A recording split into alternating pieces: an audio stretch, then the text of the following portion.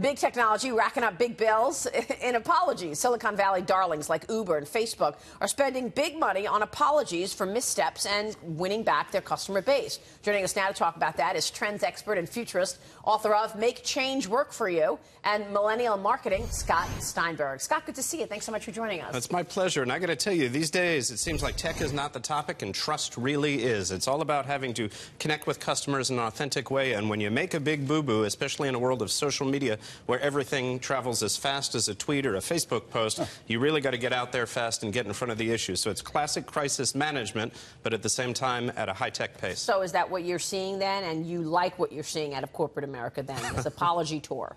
Well, I can't say as I like what I'm seeing and having to apologize for big mistakes. Hopefully. But they're handling it well. They're definitely starting to handle it better and better, and it's a very expensive and costly error to make. You got to keep in mind that these crisis management ads that you see on TV now can cost about $20 million to $30 million. So it's about 20 times what it used to. And more important is going to be the actions that they follow up the words with. Here's the issue I have with... Well, because Stop. Go ahead, after you. Well, I actually raised this. If you watch the show every day, Robert, I raised this issue earlier this week because I was binge watching shows on Hulu over the weekend, and I saw that Uber Dara Khosrowshahi ad literally 100 times because every commercial break it would air that ad over and over again. So who's doing the ad buying for these companies? Because again, the volume that they're showing these ads in, you sit back and go, what else did this company do that I don't even know about that they're apologizing so much? And that's always been the issue. That's why you haven't seen so many of these in recent years. It's not a new phenomenon, these apologizing ads. They've been around for decades, but what's happened is once upon a time corporate America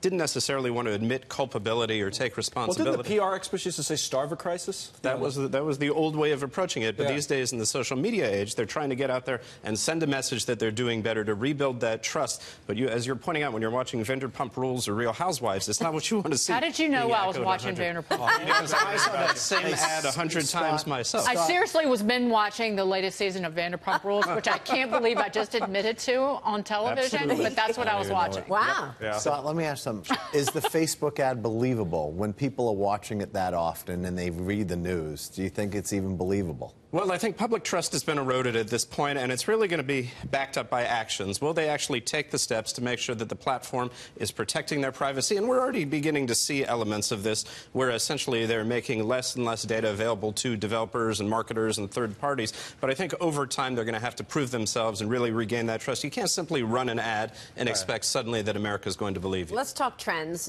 Make your home like the Jetsons. Hiring robots to do your most dreaded chores may not be so far in the future. MIT just came out with a virtual home maid. GPS tracking lawnmower sales are up, and Flippy the hamburger chef may be coming to a grill near you as well. Scott, tell us how you see the future in terms of robots increasingly in our day-to-day lives. Well, I think you just described it. They're going to be part of our day-to-day lives. They're going to be in the workplace. We see them in warehouses across America. Robots can scan the warehouse floor. They're dropping off packages, pulling information. You got these robot burger flippers. We see Roombas in households across America. We even see social robots that are designed to act as companions and keep people company, keep their mood up, take photos of you, hang out with your kids. And more going forward, you're going to see humans interacting with robots. Now, if I can just convince one to actually clean my house effectively, I can't seem to do it myself. Well, I don't know. I'm like looking at this a little skeptically. I mean, it's nice to see this technology do so much for us, but we're going to be so unproductive. We've got sneakers that tie themselves. We're not even tying our own shoes. We're not doing anything. If we're smart enough, though, we should be, well, the theory is we would be doing other things that make us more productive, right? If we don't have to do those things. Like what? I have no idea. Yeah. I'd be the most how does it impact our daily lives in terms of humans versus robots? Well, I think on a couple fronts. If you think about it from a workforce standpoint, robots are going to do the automated, tedious tasks that we typically would have to repeat over and over again. Right, that's what Connell's saying. Yeah. So that's where it comes in handy. And in fact, you can actually buy artificial intelligence routines on open marketplaces online that can help you handle customer service. Very soon, you're going to be chatting with people on websites, but you're not going to realize that they're actually computers. It's not a person talking. But does it negatively impact humanity?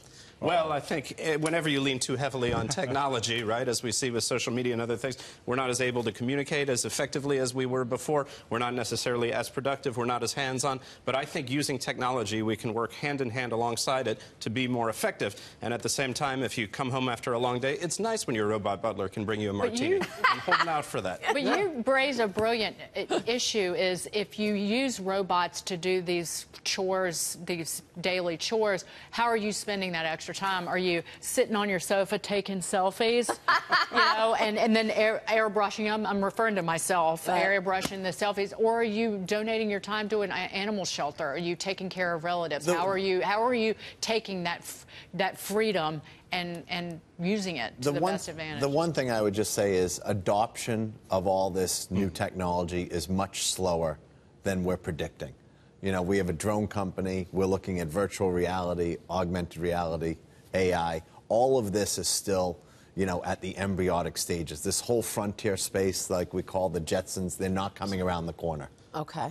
It's just not. It's not coming around the corner. It is coming. What's the time frame then? You're talking about 15, 20 years down the line as opposed to 2 I think it's less than that. No, I think it's less than Not 20 years, no way. But, you know, everyone's talking about autonomy with driverless cars and drones and airplanes. That stuff, you know, there's going to be phases that take place. Maybe it's going to be truck lines before it's retail. Well, it's funny you should bring that up. We actually are seeing fleets and convoys of trucks that are self-driving. You have one master truck that actually steers the others on the road. So I think we're probably about 7 to 10 years out from mass adoption. But from toys to everyday household items, you're increasingly seeing tech integrated. We're still in the early phases, but it's not long off. And the cost of this will come way down, right? I mean, right now it's probably expensive to have a robot doing all this stuff, but over time, it will be widgetized. This will get cheaper and more accessible for more people. Absolutely. And like I was saying, the artificial intelligence, the computer brains that powers it, you can mix and match that. You can grab it off the shelf. That costs less and less. So I think more and more as the cost of the actual components, the metals, the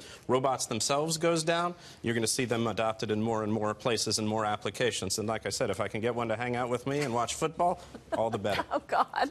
Scott Steinberg, good to see you, sir. Thank you. Thank you so much for joining us this morning.